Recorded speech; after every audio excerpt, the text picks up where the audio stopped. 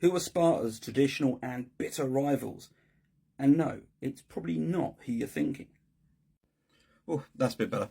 No, you're probably thinking of Athens, and fair enough, Sparta did have a big problem with Athens, but that largely manifested in the middle and late 5th century BC. But prior to that, Sparta had always had a bitter enemy far closer to home, and in fact, pretty much on its borders.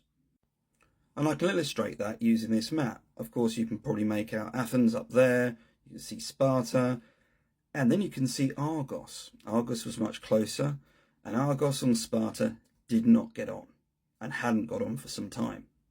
In the 6th century BC, Sparta started to become more and more dominant in the southern Peloponnese. That's that area above my head. And this obviously brought it into confrontation with Argos, which traditionally had been the big power there. And eventually, as you probably guessed, the two had a fight, had a battle, and Sparta won. And by the end of the 6th century BC, Sparta was dominant, and it was in control of what became known as the Peloponnesian League. And the idea was you had lots of city-states within the southern Peloponnese that all had an alliance directly with Sparta. Argos was very much sidelined. And as you might expect, this relationship continued in the 5th century BC, with the two none too friendly. Now, in the 5th century BC, as you might be aware, you have the Peloponnesian War, or the Second Peloponnesian War, which occurs at the end of the 5th century. And yes, of course, Argos was pretty much sided with Athens.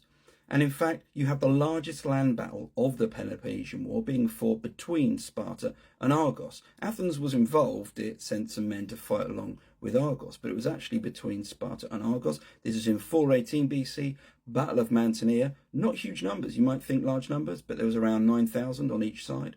And of those 9,000 on the Spartan side, only around 3,500 Spartans fought. So again, important to get a bit of perspective on the size of battles at this time. This was the largest land battle, as I've said. And yeah, Sparta won that, so things didn't go too well. But anyway, there we go. Sparta and Argos, not good friends. Certainly not good neighbours.